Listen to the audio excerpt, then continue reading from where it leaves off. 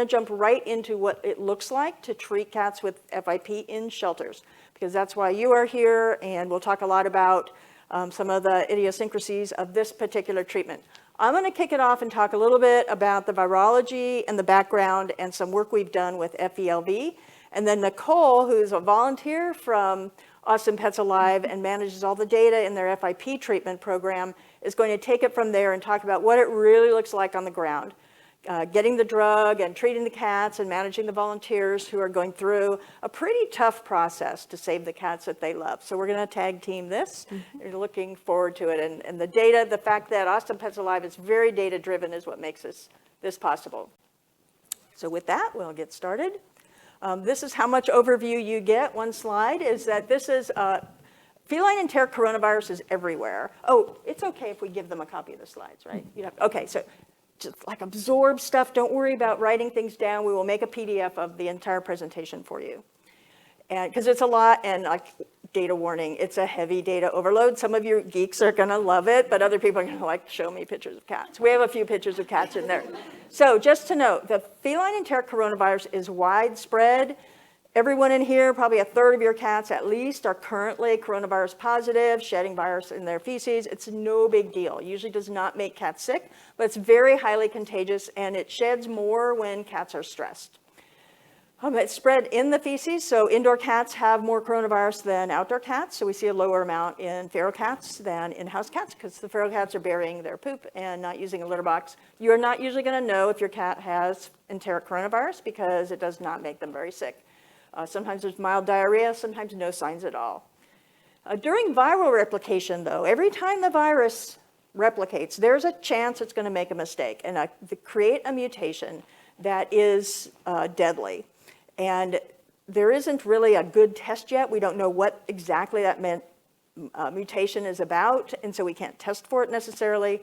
But then for that reason, there is no reliable test for FIP. There's tests for coronavirus. That's useless to us. So all of you running coronavirus antibody tests out there, just stop. That's a waste of money. Doesn't help you at all. The PCR test can be helpful depending on the site that you're testing. So if you have fluid or tissue and you're doing PCR in a reliable lab for FIP, that might give you some help. But really, it's going to come down to a clinical diagnosis. Your vet is going to put all the signs together and make their best guess, and we'll be wrong some of the time. Cancer can look like this. Inflammatory diseases can look like this as well. FIP, when it changes from this mild gastrointestinal virus into the FIP virus, it doesn't stay in the gut anymore. It goes everywhere in the body, to the brain, to the eye, to all the protected sites it can get into, as well as every organ system. And it causes lots of inflammation. And when the blood vessels get inflamed, that's when that fluid leaks out of the blood vessels. And we can, in some cats, we see the wet forms. Fatal, usually within a couple weeks of illness. They might have this FIP coronavirus, the bad virus, for a while. But once they get sick, they usually only last for a few weeks, so you can give them prednisone and stretch it out a little bit more. But most are going to have a pretty dramatic flame out and die quickly. And that's what's so sad. And most of the cats are kittens, less than 2 years of age. So it's very sad to see someone get a new pet, and it's a kitten, and then it dies pretty quickly. The thing to know is the more replications this virus makes, the more chances are that mutation will occur. So if you have cats in a situation of high stress and they're making lots of replications of this virus, rolling the dice more often, you will see more FIP. And where do cats live where they get stressed? Shelters, breeding facilities, anywhere that cats are held in concentrations, which is not normal. So, there is a great paper, again, out of Dr. Peterson's lab, where they looked at the shedding of several viruses, including feline enteric coronavirus, in cats in shelters. And they looked at day one, what their levels were in the feces, and then a week later. And this is really scary to me.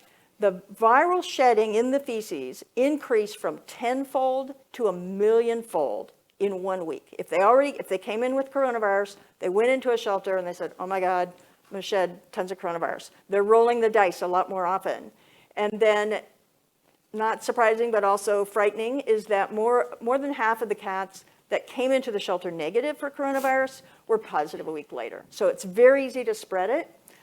It lives for days to weeks in the environment. You can get it on your hands and spread it around. It's actually very hard to keep a facility coronavirus negative.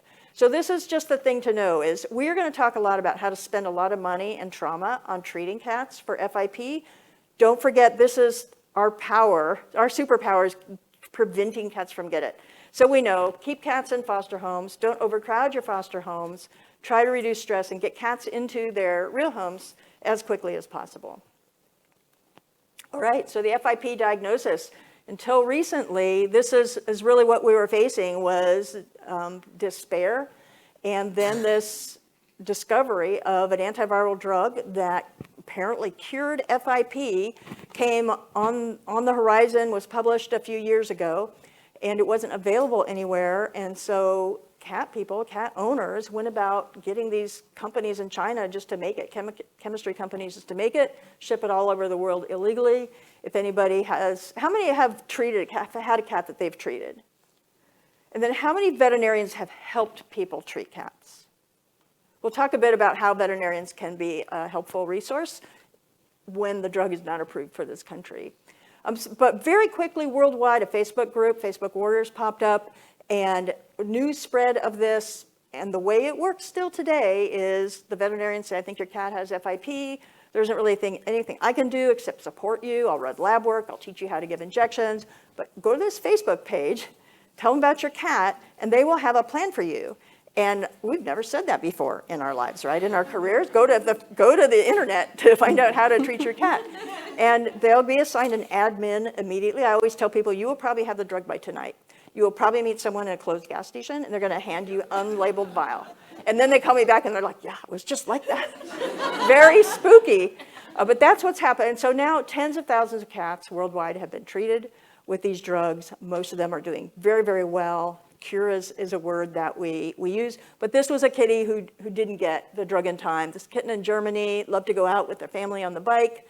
The kitten died, and this is the funeral pictures from the Facebook page. And I contacted them and asked if it was okay to share the pictures because I really thought it just told the whole need.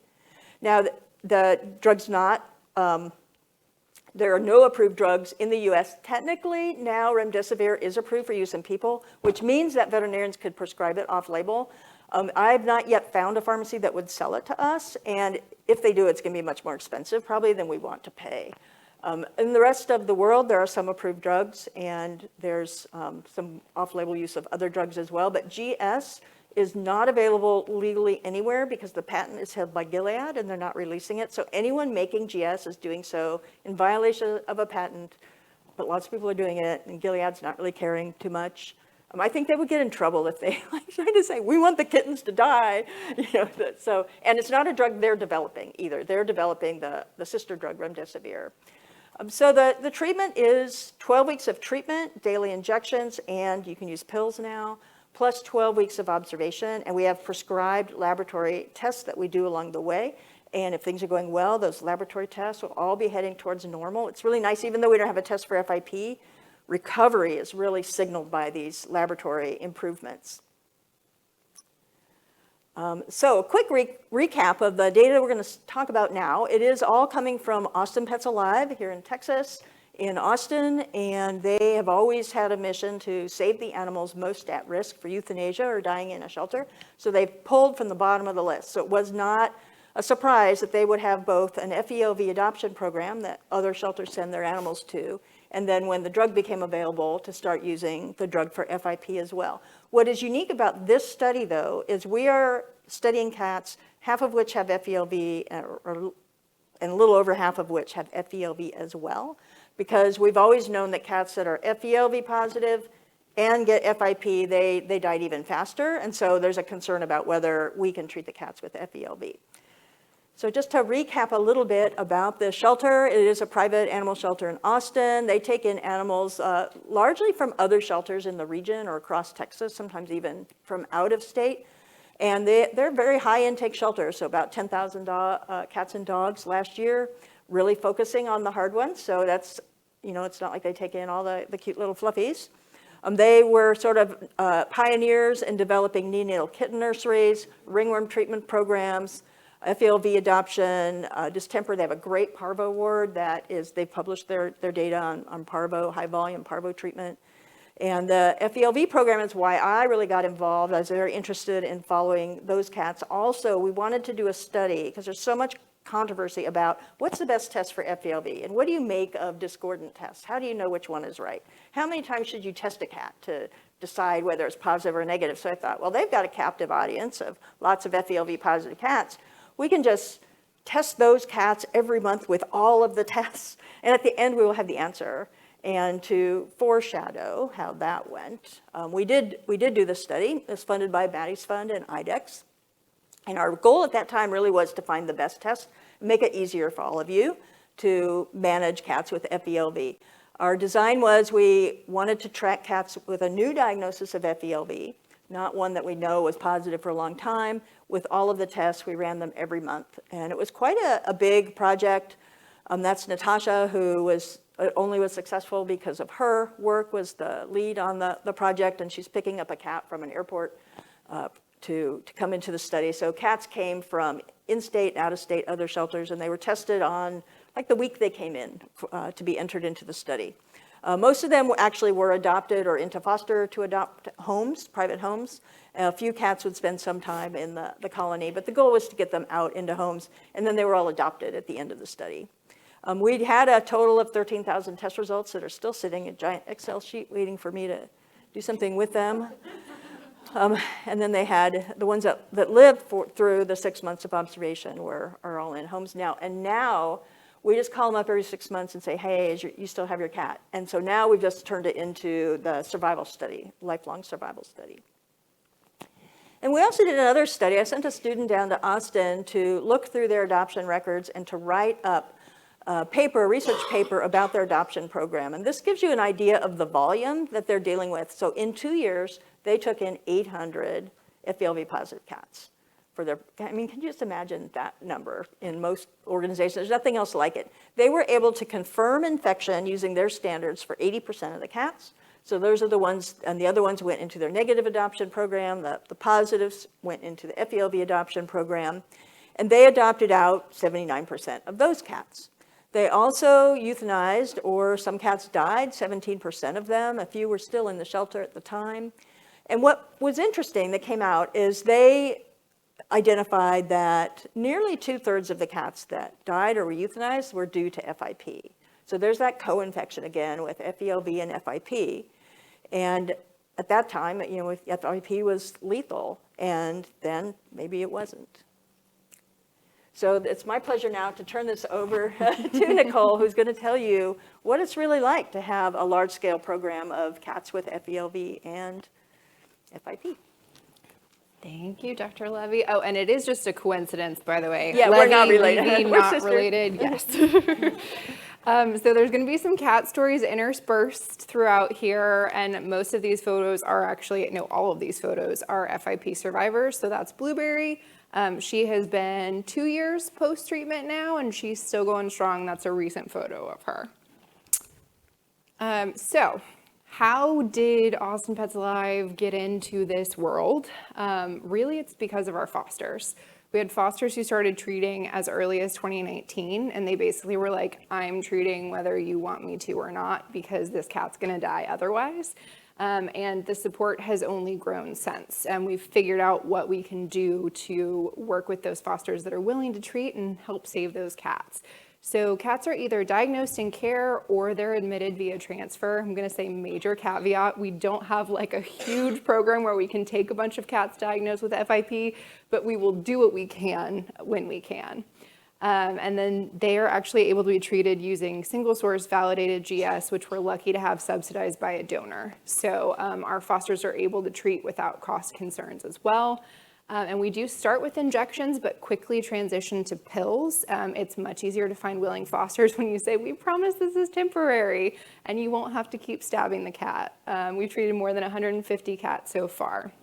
Our vets are fabulous, and they're great at diagnosing and helping set the guidelines for treatment. So they're looking for at least 2 of the following symptoms, depending on the type of FIP we're dealing with.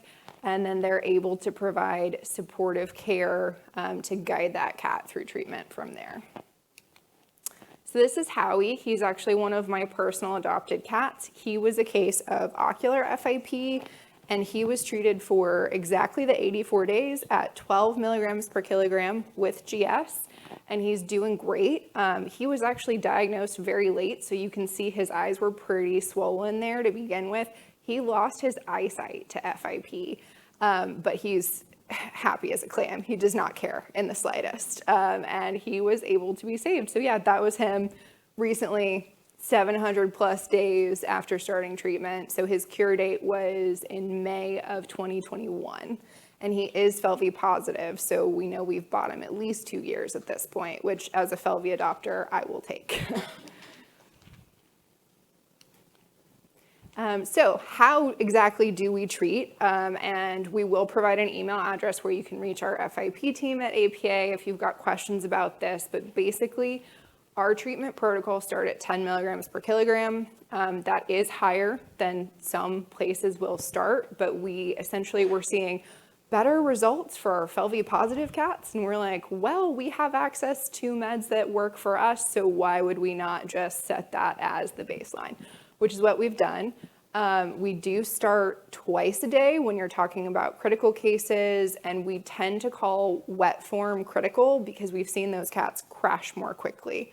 So we start with BID, decrease down to SID within about 5 days. We want them to start eating, and we will increase the dosage really quickly if we see them decline or not respond. We definitely do get our fair share of like, this cat is very critical when it was diagnosed. So we will try to throw the kitchen sink as much as we can. And we change to oral form in almost all cats within 2 to 4 weeks. We have the occasional foster that prefers pills that has a cat, that prefers shots that has a cat that is just like an angel for them. But for the most part, we swap to pills and they're very well handled. So what does this mean in practicality? If you are fostering an FIP cat, you are committing to daily meds for at least 12 weeks. And then we also need blood work because that is how we follow treatment to make sure that the cat's responding as expected and that it is safe to stop after that 12-week course. The preferred schedule is going to be at 4, 8, and 12 weeks, so you can really track the changes over time, but we also use an alternative schedule of 6 and 12. It's a little bit easier on the budget with blood draws, and it's easier on the stress for the cats too. We vaccinate when necessary. It's always the vet's call. If the cat's going to be living with a lot of other cats, hasn't had any vaccines yet, we choose to vaccinate. The FIP warriors recommendation tends to be don't vaccinate unless they really need them, just because of the stress to the system. So it's always a balancing act there. And then it has become standard practice that at 10 weeks is when you want to do spay or neuter or elective surgery, assuming it's something that can wait for that timeline. Basically, they're still being protected by the antiviral since they're in active treatment, but they've really already gotten over the hump and are doing well otherwise. Additional standard supportive care, prednisolone to stabilize the cat at the start, gabapentin as needed for injection discomfort, and then any other supportive care that you would prescribe to any cat that's not eating. And there are some medications to avoid, so we've got a protocol for those. We don't like Depo-Provera at the beginning. It tends to cause complications. We can't see if the cat's responding or not. And actually, if a cat has had a Depo injection, they get started at a higher dosage than if they have not. And then if they are on the oral form, you have to make sure you're not giving famotidine or any acid-reducing meds because they really need that stomach acidity to absorb those meds. So this is something that our fosters get. I won't read it to you, but basically we tell them this is temporary. Yes, your cat's very sick at the moment, but truly after a couple of weeks, they tend to be stabilized. You wouldn't know they were sick. You're just keeping up with meds to get them through the remainder of treatment. Okay, this is Pecan Pie. He's actually currently available for adoption, FeLV positive, if anybody's looking for a FeLV. He's a hugger, like he wants to hug you when it's snuggle time. And he is an FIP survivor as well. This one is Bernard Sampson. So he was a very critical case. He was treated actually for 86 days at 10 milligrams per kilogram, and that was just a timing issue with his final blood work. So he basically did a normal course. But what really mattered was getting him over the hump. So he was on that critical twice-a-day dosing at first. This was him being unhappy getting fluids. I legitimately had a conversation with the vets to say, will French fries or no food kill him faster? Because we thought he was feral, so I wasn't supposed to be syringe feeding him, and the only thing he would eat was if you put pieces of McDonald's French fries on top of dry food. He would like eat a couple bites of it. So he also had not Khaleesi, he just had a kitty cold. He had a URI going on. And like, so it was very, very touch and go at the beginning, but once he made it over that hump, he told us he was good to stop getting the critical dosing because he said, I'm gonna bite you if you do another shot. So we switched him to pills on normal dosing, and this was him 150 days later holding kitty court with actually another FIP survivor up in the top left there as well. The two of them got adopted together as a pair. Okay, so there are 164 shelter cats in our data set, and this is where we're getting into a little bit of the data that she mentioned. About 2/3 of the cats that have been treated are FeLV positive, 3/4 are 2 years old or less. And what's interesting, and we don't really know why, but the FeLV positive cats trended older when they were diagnosed than the FeLV negative cats, with a median age of 15 months versus 6 months. But the male-female breakdown was similar regardless of FeLV status, and we do see more male cats be diagnosed. This graph here, these two graphs show you FeLV positive versus FeLV negative cats and the type of FIP they were diagnosed with. So we do see wet the most, but it's interesting that we tend to see the ocular complications more often in FeLV negative cats, just based on our data. But otherwise, fairly similar distribution, and those are not, there may be overlap because cat may have wet form and ocular complications, but that distribution there. Okay, so what sort of outcomes did we see for those cats? That is, oh gosh, what's her actual name? We called her Squirt. I believe it's Sandy Cheeks, and she got adopted with another FIP survivor as a pair as well. Another case study before we dive into those numbers, this is Hello. She was pretty clearly an ocular case. Those were some of the craziest eyes I had ever seen. And so you can see the progression there. She still does have that little mark above her iris that just never resolved, but her blood work and everything trended to normal. She was treated for 84 days at 12 mg per kg and has been doing great otherwise. Okay, so those 164 shelter cats, we cut off at May 15th of this year, so like 84-ish days ago, so that they theoretically could have finished their course of meds. And as of 8/7, there were most of the cats cleared already, just 2 that are still in active treatment and like about to be done. They were extended for some reason or another. A handful in observation, a handful where FIP was ruled out, and then a portion that did not end up making it. So we mentioned that we do monitor those lab results, and this is just a little highlight. Basically, we don't see significant differences in the FeLV negative versus FeLV positive labs. 2 of the best markers in either case are going to be PCV and AG ratio, where they're starting low, and then you can see over time they trend back towards normal. So those are just 2 of, I want to say 15 lab values that we actually do chart and make sure they're trending correctly before we will stop a cat's meds. So that number of cats that didn't make it may seem like it's high, but I wanted to dive into that a little bit more. Basically, we excluded the cats that were ruled out, and that's because they got a definitive other diagnosis or that are still in treatment. That gives us 153 cats in this first cohort. And total survival is high at 74% and nearly identical for FeLV cats and FeLV negative cats.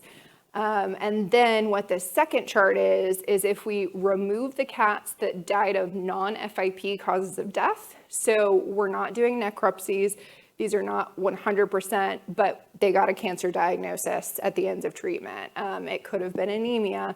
We had one that got out of the house, got ran over by a car, that kind of stuff that happens. So if we exclude those non-FIP causes of death, we see a big increase in survival up to 88%, and actually with a somewhat higher survival for cats with FeLV at 93% than without FeLV at 80%. And that is part of why we have now set that 10 mg per kg as the baseline dosing guidance. Okay. So cats that survive may actually have gone through treatment twice. This is Mr. Big. He was adopted actually with Sandy Cheeks, one of the other cats on the earlier slide. And he was a relapse case. It's rare. We don't tend to be able to predict it. His blood work looked great when he stopped meds. He was initially treated at 12 mg per kg. Put it on the slide too, I'm looking on my note card, and seemingly doing great, but then he relapsed at day 5, so we retreated him higher at 20 mg per kg, and he's now cured and doing great. We do tend to see relapses happen pretty fast. The median time being 46 days is basically because it either happens within like the first 2 weeks or it's way further down the line. That 12-week observation period is meant to catch most of those, but we do occasionally see what we would consider a reinfection, which is after that observation period. But you can see we're talking about 3 to 5% chance of relapse, and then in all of those cases, the cat has been cured after a second round of treatment. So not the end of the world, just means more meds for fosters. And then these are some photos of him during treatment. So he was very critical at first, he was doing really well, and then we really just saw him slow down a little bit. That was the only sign that we saw of relapse initially. And then that is him 110 days after starting his relapse meds, happy as a clam, climbing on top of a random chair. Diving back into those mortality numbers, part of it is just the fact that a lot of these cats are critical when they're diagnosed. So that top chart shows you mortality within 5 days. Most common cause of death in those cases is going to be FIP. We saw that for both FeLV positive and FeLV negative cats. Your FeLV positive cats are more likely to have some sort of comorbidity, like FeLV related anemia, a cancer, or something else nice and complicated that went into that unknown classification there. After 5 days, the cause of death is overwhelmingly going to be something else. It's going to be that non-regenerative anemia, cancer, something else, something we couldn't diagnose. So 88% of cats that survive the first 5 days of treatment, that's regardless of status, make it through treatment and are fully cured and recovered. So really, that supportive care is important to begin with. And then especially with how many FeLVs we've treated, we do see FeLV-associated anemia and lymphoma later down the line. But I think most of our fosters would say they're happy for the time that we could buy before that secondary diagnosis even. Okay, I'm going to pass it back over to Dr. Levy to look at some survival curves.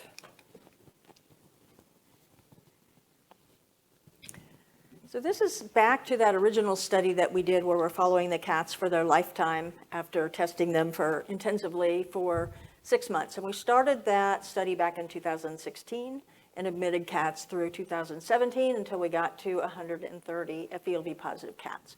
So we've then been following them continuously to see if they're still alive, and we're at 6.5 years now of follow-up on these cats. One thing, the way you read these survival curves is the bottom is the time, so that's in years, 6.5 years, and the vertical axis is the proportion of cats that are still alive or have a probability of still being alive.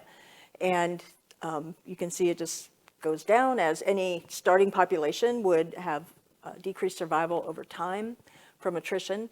And then one of the important numbers that we look at is called median survival rate, and that is the point at which half of the animals are still alive, or the people, if you're talking about people. And so the little arrow there is pointing to median survival rate in the cats that have FeLV is 2.5 years. So if you take all of your FeLV positive cats, half of them will live longer than 2.5 years, and half of them will live shorter than 2.5 years.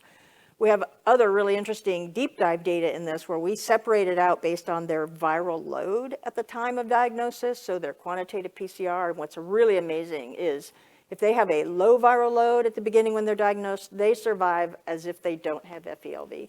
And then if they have high viral load, it just plummets. Like their median survival rate or time is more like 1.5 years. Unfortunately, 2/3 of the cats have the high level, so most of the cats do live a shorter life, as we have heard for many, many years.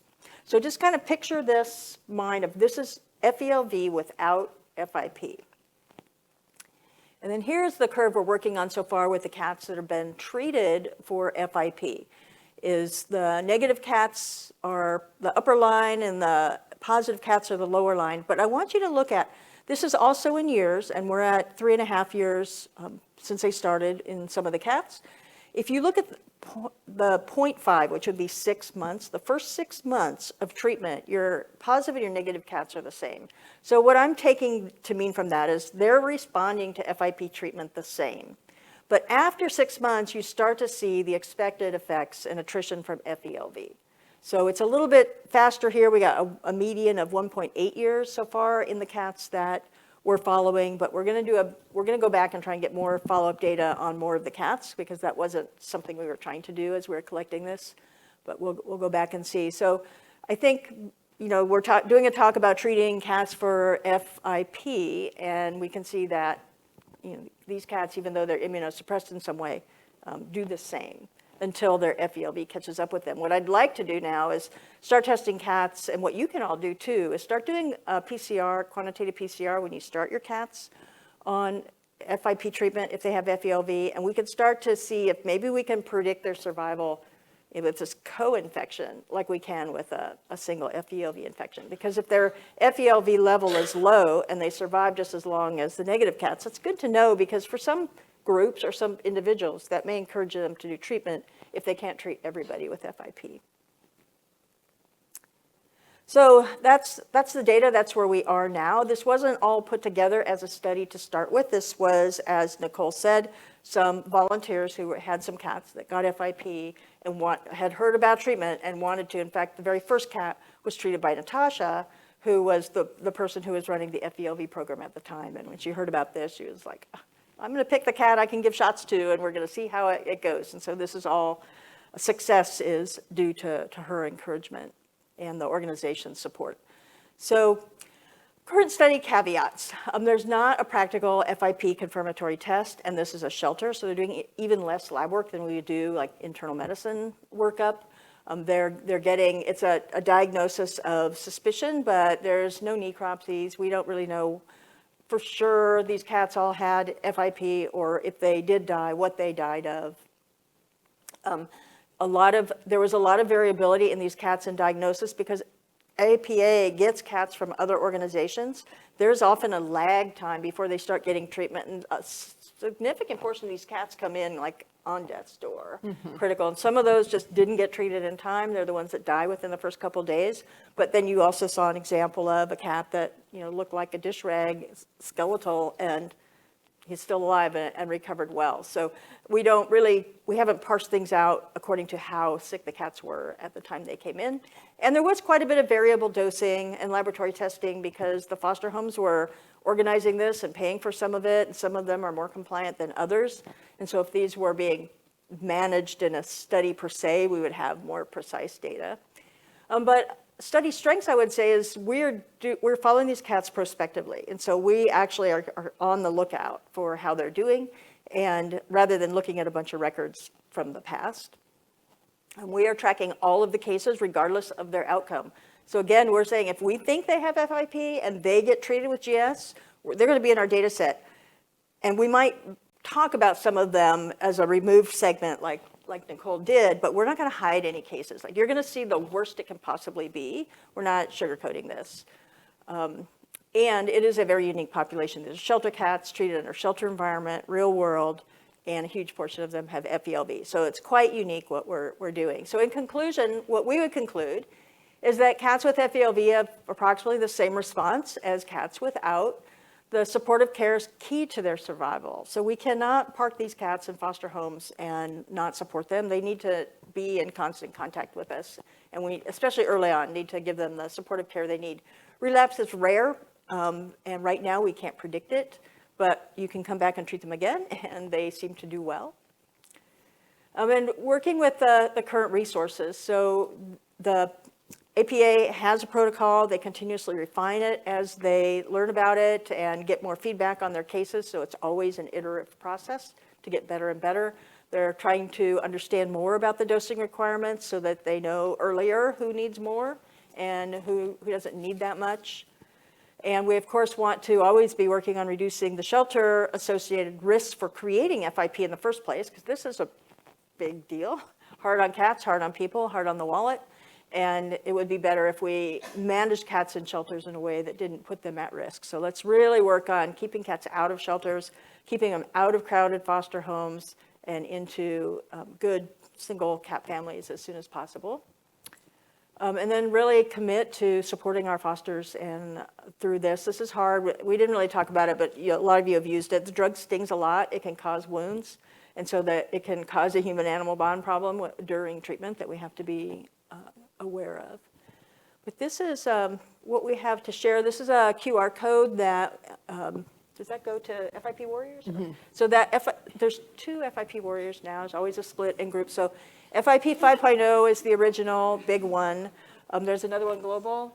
Mm-hmm. Global FIP, which actually they put together that nice website, FIP Guide for Vets, that I really like. There also is a Facebook group of FIP Warrior Vets, something like that, where if you just want to talk to your colleagues, you can get advice there.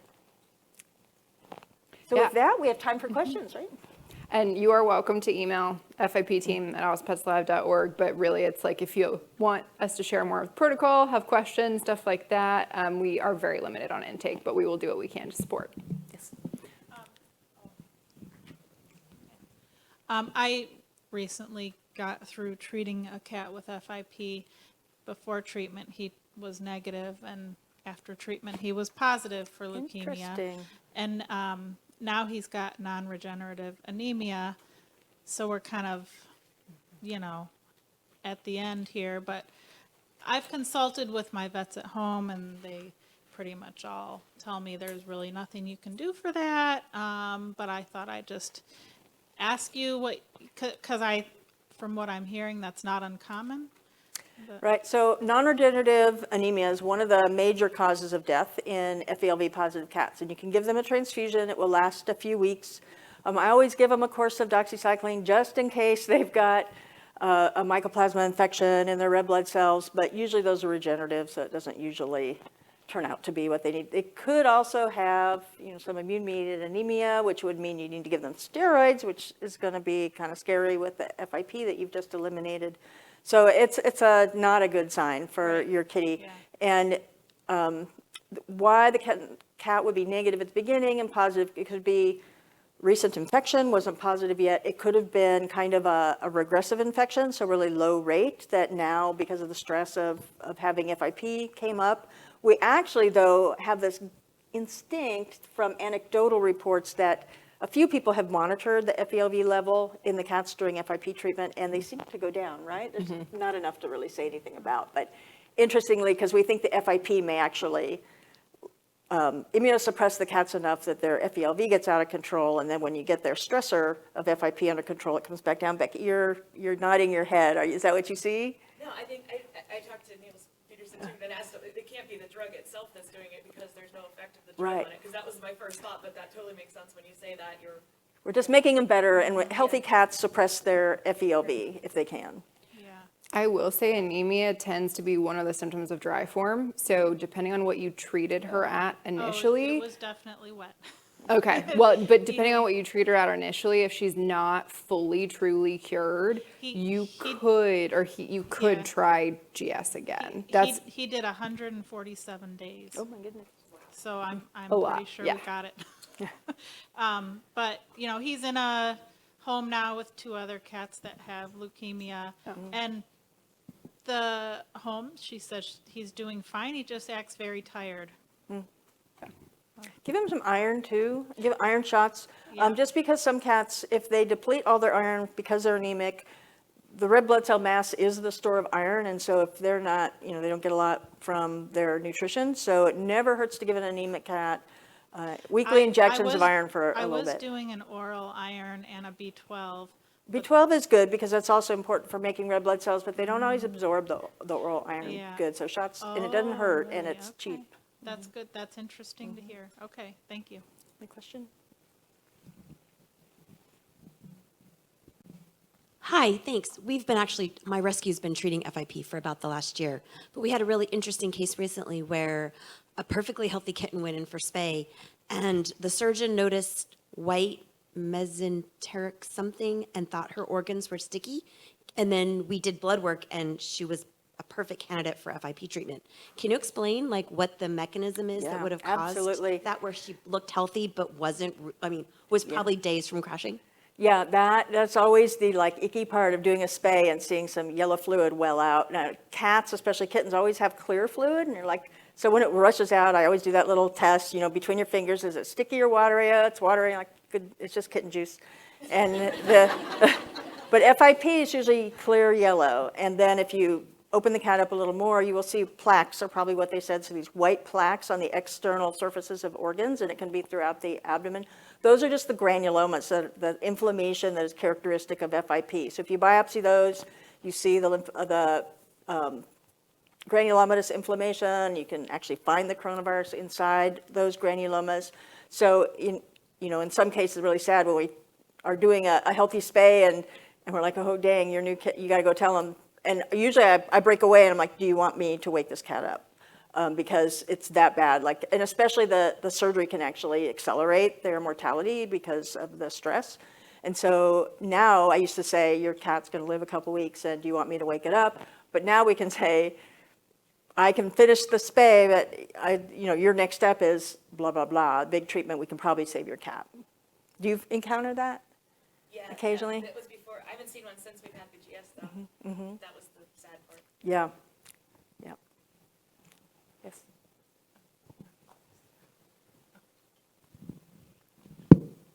I think my question is, as a veterinarian working with products that may not be licensed in the U.S. for use, is that something you still document in the record, like the name of the product, what you're using?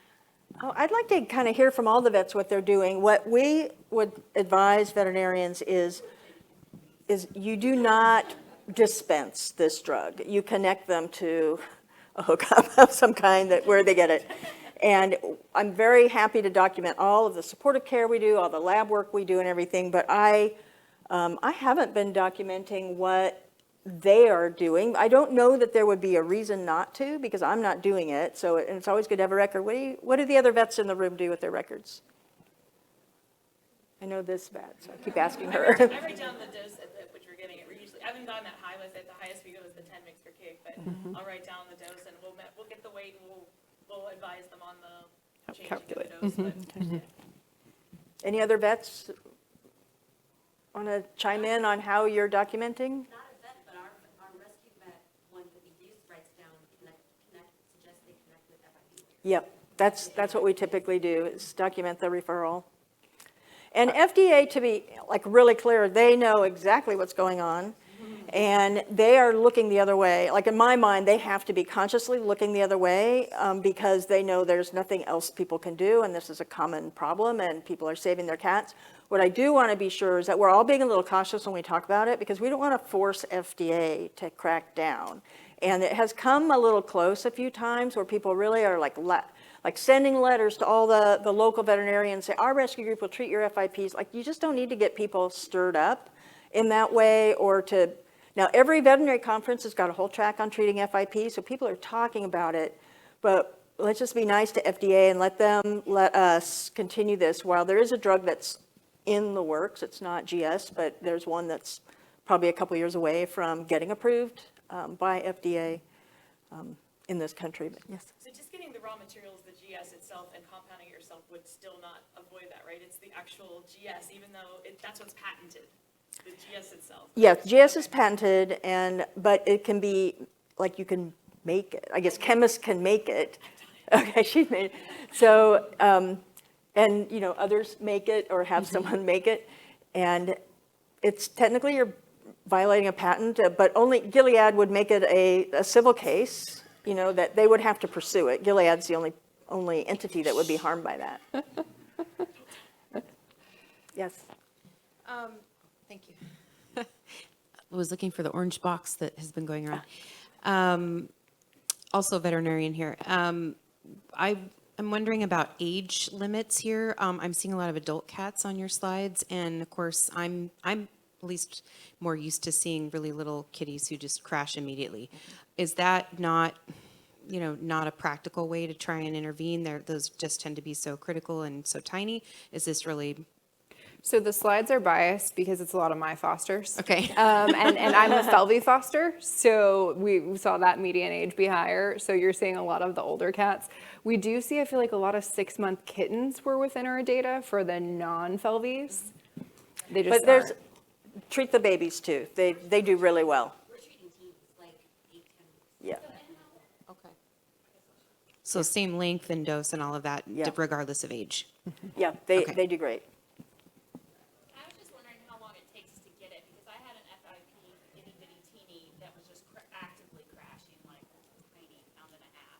And so I did Facebook FIP warriors, and they were like admin, they were on it, but by the time they responded, she was passing out. Usually it's that day. That day. Yeah, now, unless you live someplace really remote, but I've been surprised in some pretty rural areas that you still get it that day. It's quite a So I was network. like, why can't we have like some on site? Because you know, you're fostering that, and then the animal.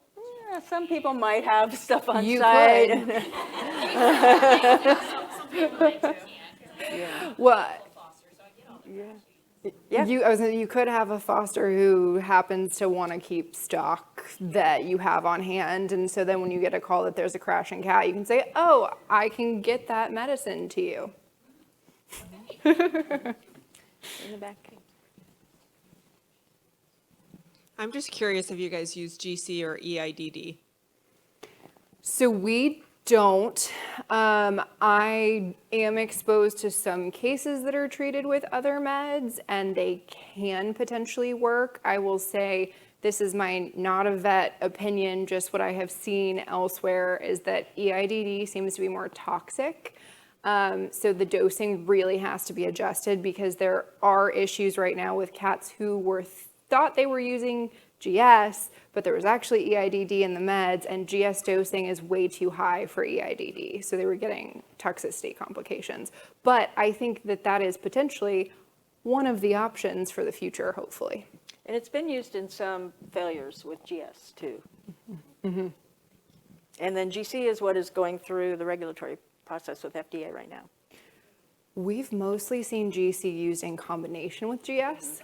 So I'm really curious to see if we can get to a point where GC is able to treat by itself. Hi, I just finished treating like our first kitten who's ever had FIP like in our rescue, and he's cured. But I really had to fight for it because a lot of our local vets are like completely against it. Do you guys have any ideas about like how to potentially get a vet on board? I know you can't make anyone do anything and it's not legal, but had I not fought for him like in the emergency room that night, like there was just a lot of resistance, not only from the vet, but from reception as well. Like, how do you get like people on board with that? Have you talked to any of them now with the success story? I think it tends to be harder at the emergency vets, frankly, but we had vets that were very, very iffy on this to begin with, and then they were asked the question, if this was your cat, would you try it? And they all were like, oh. He would not talk to me about it. Yeah. And he was just like, just euthanize him. And I was just like, I'm not going to do it because if he's dying anyways, I might as well. But yeah, keep So them I comfortable. think try. the follow-up, you know, if you haven't seen it, I mean, it does sound bogus, right? And every time I hear about a miracle drug, it's like, nah, they never are. This one really is. And most of us have not had an experience of a miracle drug, and we've just heard lots of stuff that doesn't turn out to work. So it's fine to be skeptical, and I think a lot of vets really aren't sure about like the legality, where that all fits. But I do think following up with a success story to say, hey, I know this made you nervous, but I did it anyway. okay. Here's my kitten. Yay. And I'll send him an email. Yeah, I mean, in a way that's not judgmental, but just like, I know we're all scared and working in uncharted territory, but this is a good one I thought you'd like to know. The cat practices seem to really be forward on this, and so do you have a cat practice in your town? We do. We have one, but they're very old school. So I don't know. I haven't worked with Talk to them. them So. and see what they're doing, because they're talking about this at AAFP, and they're usually a little more frisky than regular vets are, I think. But once you get one, like you'll really only need one cooperative practice to be the contact, and then treat them well. Don't, like, you got to make sure your fosters don't go in and cause a big scene and burn their bridge there. Thank you. And Warriors does tend to keep a list of friendly vets. They can usually connect with someone in your area who can say this vet will provide supportive care. So sometimes it helps to determine where you're going to go.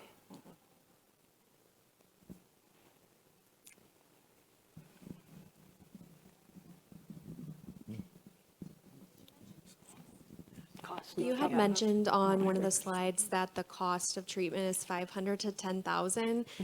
What is the average per cat that you would say? So I would say we're seeing about 1,000 to 2,000 per cat. We are lucky in that we get most of that offset by donors, and we have an affordable source. I would say when you go through Warriors, make sure you tell them if you're with a rescue, make sure you tell them what your budget is, and there are different brands that offer different prices, different discounts. But I would say $1,000 to $2,000 is a safe drugs number now. alone, or also vet and For the drugs alone, then yeah. a few vet visits with Yeah, lab the work vet is maybe a visits with couple lab hundred a work pop. is adds to it as well. So like we're lucky that we actually have a shelter clinic and they can run the labs much cheaper. So probably with that all in, you're adding another $500 to $1,000 depending. Okay, thank you. And it's very dependent on the size. So if you're treating kittens, it's so much cheaper than adult cats. And kind of counterintuitive, but if the cat is critical and you're like, we don't know what we want to dose at, really dosing higher tends to save money because you're likely to avoid that extend or relapse.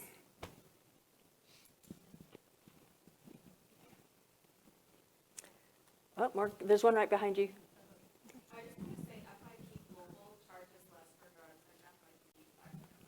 Interesting.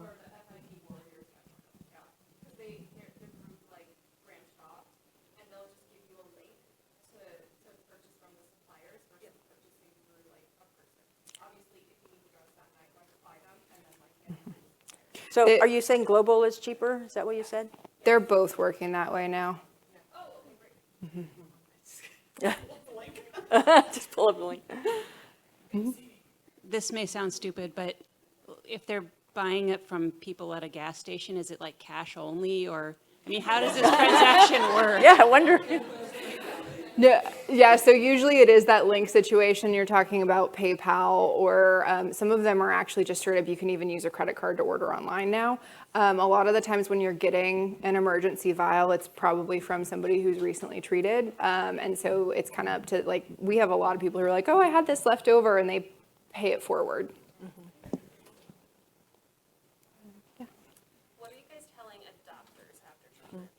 That is a great question. She asked what we're telling adopters after treatment. So we do have a full-on counseling for this as an FIP survivor. We actually also have one for litter mates of cats that were diagnosed with FIP, where we say there does tend to be a genetic component to this. Here are the symptoms you should look out for. Please reach out to us if you need something, even post-adoption. For the adopted cats, same deal. We say like they've been treated, they should be cured. The success rate's very high. We don't anticipate there being other side effects, but here's what you're looking for, and reach out if you see these symptoms. Yeah.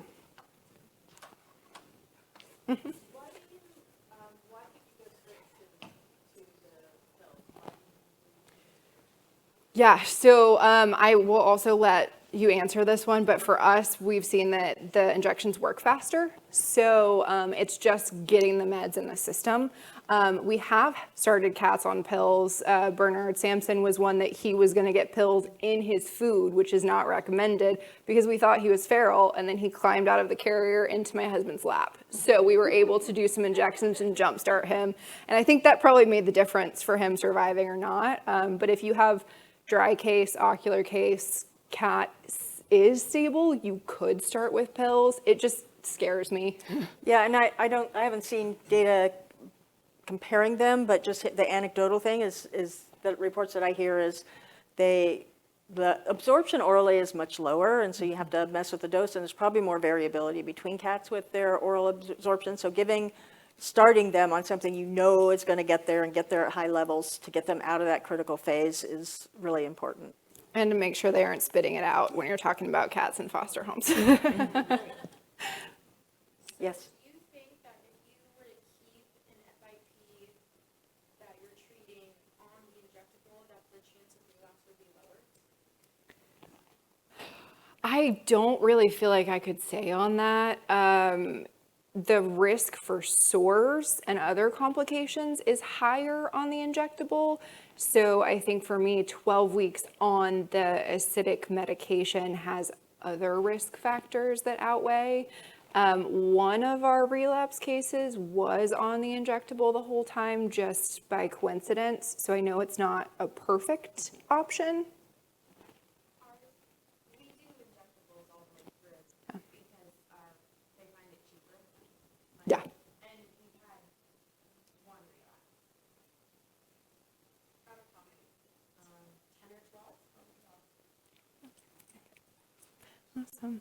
We're getting the official wrap-up signal. Does that mean one more question, or does that mean we need to go? We can do one more just because I know this is a lot of really good work that y'all are doing. That's why I let you run over. Someone had their hand up over here, did they? Cool. Not needed then. Yeah, but you can reach me. We'll answer FIP team.